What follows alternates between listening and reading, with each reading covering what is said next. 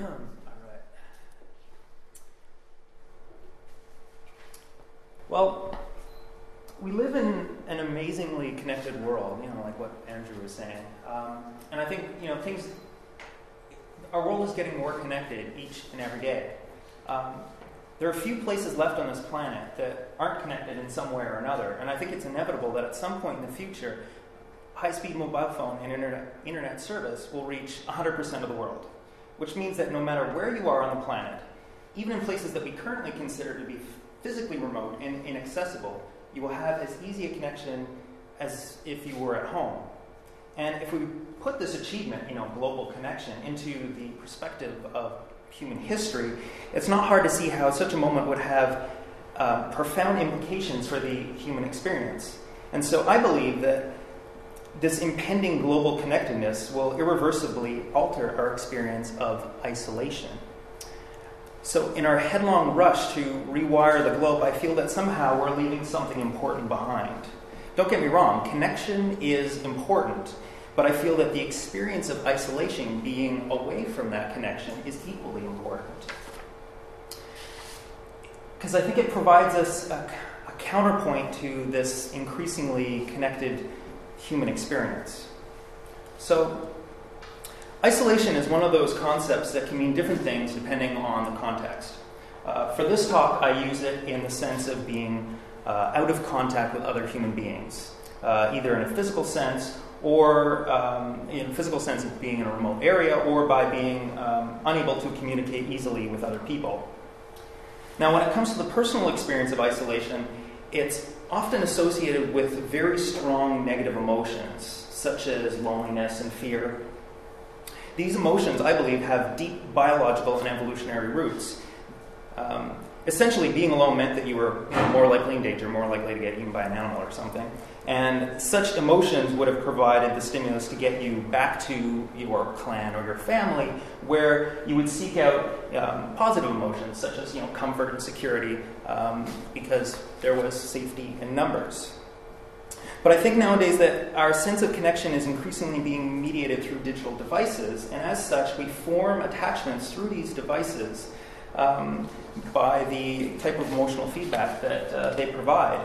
And I think it has its drawbacks because people expect you to be contactable at any time, and they feel entitled to demand your immediate attention. And it's also, for some people, it's a big source of stress and anxiety to be disconnected, to not have those devices. And I've seen this happen in remote places where, we've had little or no contact, but, a coworker was fiddling with their useless phone, and after a few days, actually, they asked to go home. And so I can't help but feel that our attachments to instant connection may eventually prevent us from experiencing and appreciating pure, uninterrupted solitude. And that's what I'm talking about in terms of vanishing isolation. So our technologies provide a safety net that, it's easy to fall back upon when things get difficult. In a completely connected world, isolation becomes an exercise in self-discipline rather than an experience of something that is imposed upon you where you have no alternatives.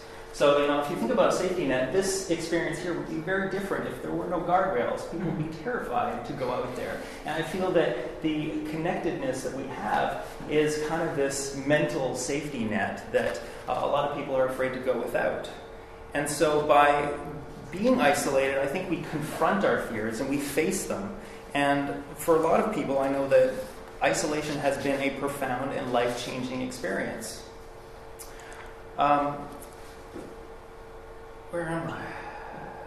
Yeah.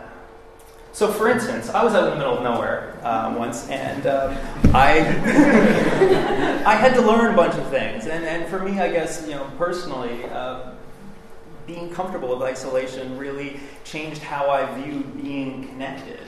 I learned how to do things that I don't think I would have learned otherwise had I been in somewhere where it was easy to go down to Canadian Tire, to get your carburetor fixed. I had to learn how to install wind turbines and how to sew my clothing and how to bake bread. Why? Because I had no choice and I had no alternatives. So I think in this way, isolation creates really unique conditions of necessity where you're forced to come up with new and creative ways of doing things. And getting to know your abilities can be extremely empowering. And I can think of lots of people who could find opportunities for change and growth using isolation in a positive way. And I guess in the broader context, isolation can be seen as a major force behind the evolution and diversity of life on this planet. In a lot of cases, speciation, essentially the change of one species into something different, it only occurs when there's some kind of mechanism of isolation. And in a similar way, we can think about human cultures and human diversity in much of the same manner. You know, the richness of life is in its diversity. And I feel the same way about us as individuals, that we are enriched by the diversity of our experiences in our lives.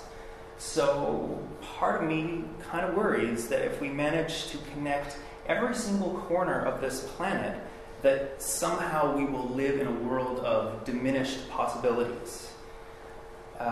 In such a world, it would be hard to disconnect from, you know, these massive influences that dominate our society. You know, it'd be very difficult to find spaces that are truly isolated, that are quiet, that are silent.